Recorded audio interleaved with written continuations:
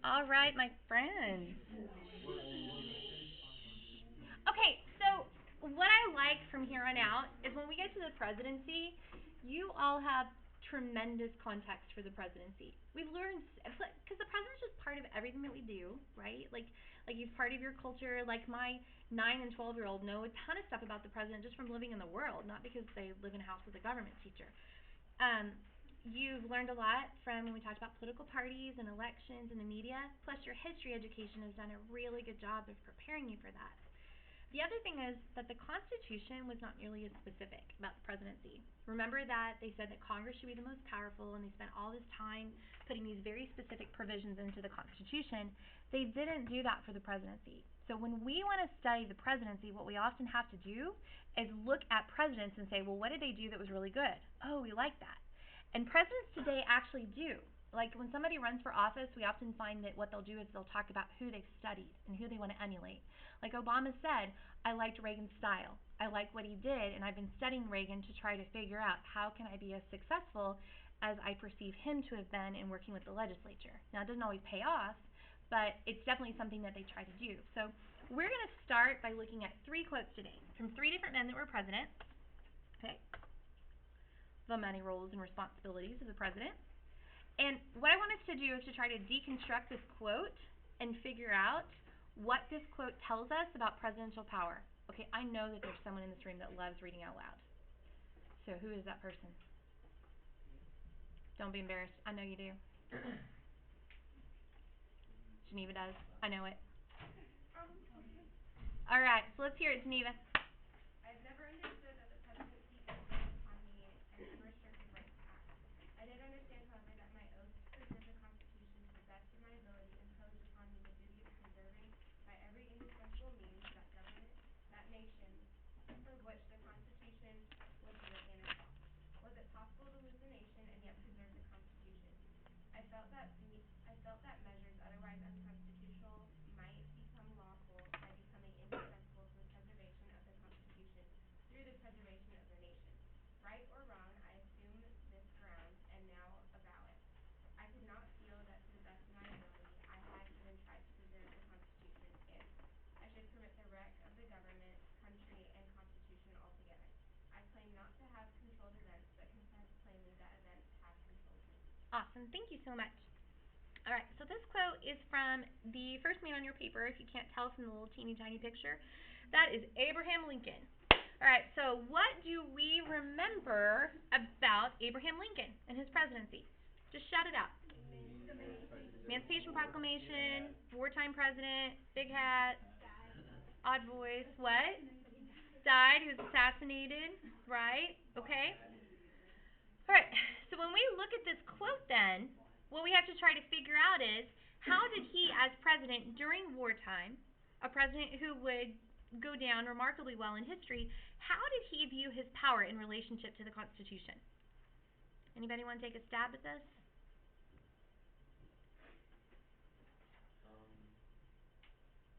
Go ahead. Thinking out loud. Josh, what you thinking? He like he was the protector of the Constitution. Like he wouldn't change anything about it. And Okay. his job was to keep it as is as much as possible without Okay. changing too much. He had to keep first. Good. Good. Would he ever violate the Constitution? Yeah. Well, let's look in this quote. I felt that measures otherwise unconstitutional might become lawful by becoming indispensable to the preservation of the Constitution through the preservation of the nation. So yeah. So, yes, I might behave in an unlawful way, because if I don't behave in an unlawful way, the Constitution won't matter, because our country is going to fall apart. Who remembers what Lincoln did that violated the Constitution?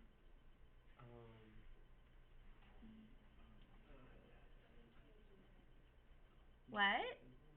Lily, do you remember?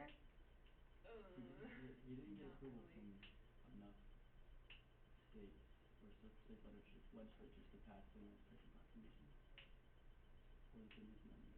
That I'm not sure about that. I mean, it's possible. I'm not saying no. I just don't. I don't know. Say it again. Was he not? He wasn't on the ballot in the South, was he? action, something he did that was a direct violation of what the Constitution says.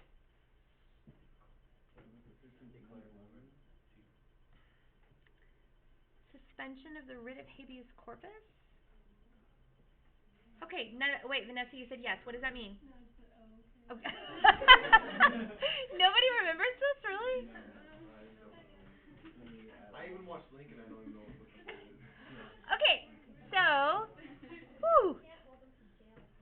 Good, you can't just detain people indefinitely. Article 1, Section 9 says you cannot suspend the writ of habeas corpus. If Carly is arrested, we can't just throw her in jail and keep her there indefinitely. She must be taken to a judge and told, this is what we're trying you for. So, but Lincoln did that. He issued an order which said, during the Civil War, you're basically going to lock up, you're going to detain these Southern soldiers, and you're just going to keep them indefinitely. They're just going to be held there. Direct violation of the Constitution. I felt measures otherwise unconstitutional might become lawful by becoming indispensable to the preservation of the Constitution through the preservation of the nation. So is it okay to sometimes violate the law in order to serve the greater good? In Lincoln's eyes, absolutely true. Because the Constitution then would be meaningless. Diamond. Yeah, they're up there at the front. Just want to grab one. All right, so in your little box, just what is Lincoln's perspective on presidential power? Do you think that Lincoln set out to do this? He's like, I'm just going to find a way to break the law. Right? He says right here, I claim not to have controlled events, but confess plainly that events have controlled me. So in other words, I wasn't given a choice. All right. We have a second quote. Who wants to read this time? Ariana. Thanks, man. Okay. I declined to adopt the view that what was imperatively necessary for the nation could not be done by the president unless he could find some specific authorization for it. My belief was that it was not only his right, but his duty to do anything that the needs of the nation demanded, unless such action was forbidden by the Constitution or by the laws. I did not usurp power, but I did greatly broaden the use of executive power. I acted whenever and in whatever manner was necessary, unless prevented by direct constitutional or legislative prohibition. The course I followed was of regarding the executive as subject only to the people and, under the Constitution, bound to serve the people affirmatively in cases where the Constitution does not explicitly forbid him to render the service. Thank you.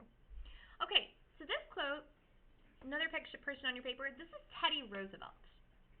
All right, so let's think about, first of all, like, when was Teddy Roosevelt president, or what was kind of going on? What do we associate with him? Just, again, shout it out. Not as much Bull Moose Party, right? So he had been a Republican, then he left he didn't run, and then he came back as a Bull Moose. True. Big stick diplomacy, right? A very kind of aggressive, assertive foreign policy. Do you guys remember in U.S. history studying the like factory reforms, like when you read from the Jungle, Upton Sinclair, okay, like about the sanitary conditions or the unsanitary conditions? National park system. What about the relationship of the Roosevelt administration and big business? What did they do? They shut down. They did. Remember all the antitrust legislation where they were trying to break up monopolies? So there's a lot of new things. He was a progressive era president, protecting the middle class, protecting like workers, you know, this kind of growing need to be progressive and to take care of that group of people. All right, so what we got to figure out is, how is he different than Lincoln? Look back at the quote. What is he saying that is different than what Lincoln said about presidential power? Crane? He'll bend the rules, but he won't like actively break them if it's like right there. There you go. In the Constitution. I might bend the rules. I'm not going to violate a direct no. This to me is like when you get in trouble from your parents and your response is, well, you didn't tell me I couldn't, right? He's not going to violate a direct order, but he says, I did greatly broaden executive power. In my service to the people, those are the things that I thought should happen. And so I was a bigger, bolder president with the powers that I was given. than what previous presidents might have been.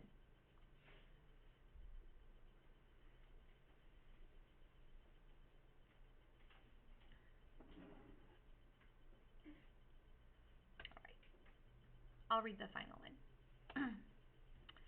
The true view of the executive function is, as I conceive it, that the President can exercise no power which cannot be fairly and reasonably traced to some specific grant of power, or justly implied and included within such express grant as proper and necessary to its exercise. Such specific grant must be either in the federal Constitution or an act of Congress passed in pursuance thereof. There is no undefined residuum of power. The grants of executive power are necessarily, in general terms, in order not to embarrass the executive within the action of plainly marked for him. His jurisdiction must be justified and vindicated by affirmative constitutional or statutory provision, or it does not exist.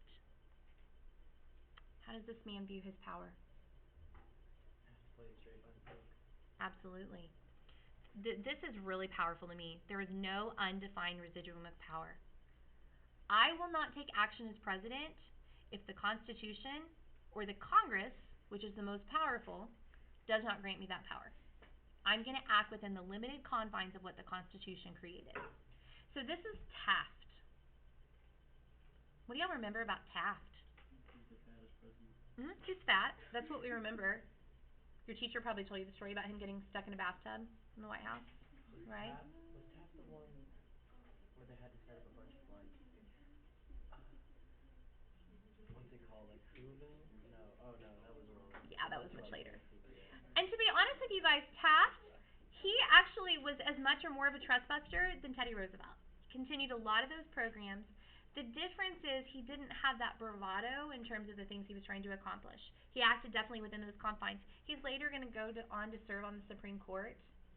But I want you to think about these three men, you know, and think about all those guys on the wall, about whom you remember.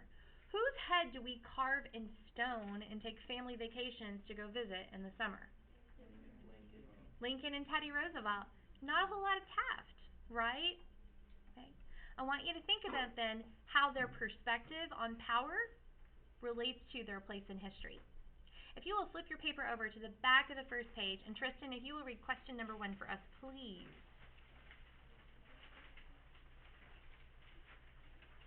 How does the time, That's it, yeah. okay, how does the time and circumstance through history dictate or affect the president's use of power? How does the president's interpretation of the office and past leadership decisions?